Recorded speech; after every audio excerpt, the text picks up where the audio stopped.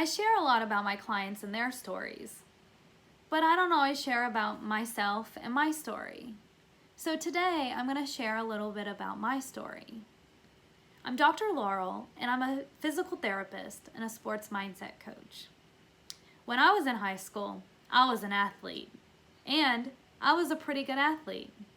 I played varsity tennis, and I was on our school's competitive cheer team, where I went on to win a national championship in cheerleading. My parents were divorced, and some days my dad was responsible for picking me up from practice after school. And sometimes my dad was late to pick me up. Well, often he was late to pick me up. Some days he was 15, 20 minutes late. Other days, 30, 40 minutes late. And some days, 1 hour late. And it's in the fall. And as the time's ticking by, it's getting darker out. It's getting colder. And I'm standing with my coach.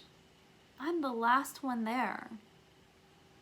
We both want to go home and eat dinner. And I feel ashamed, embarrassed. And this is right before cell phones were really a thing.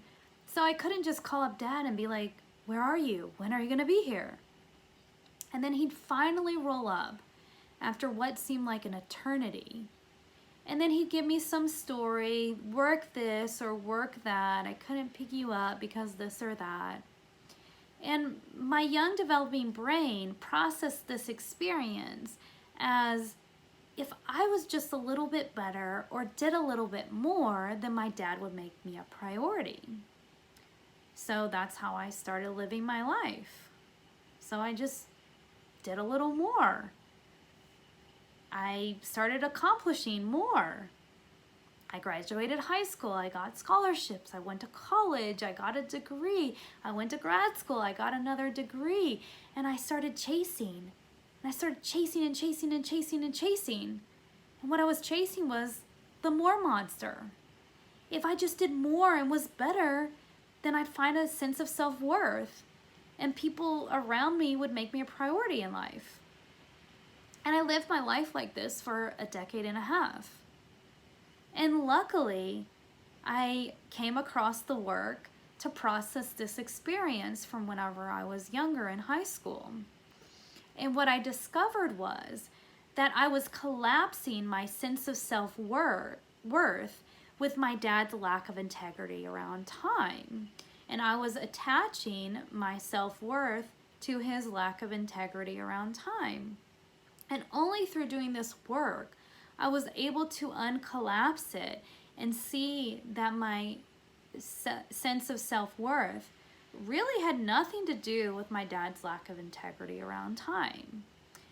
And I realized that self-worth comes from inside, comes from generating it from within, and it has nothing to do with the external environment that I'm living in and experiencing. And to this day, I love my dad so much, whether he has integrity around time or not, and we have a great relationship.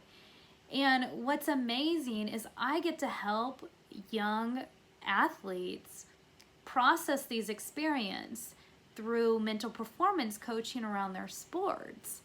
I get to help them uncollapse their sense of self-worth with their external environment.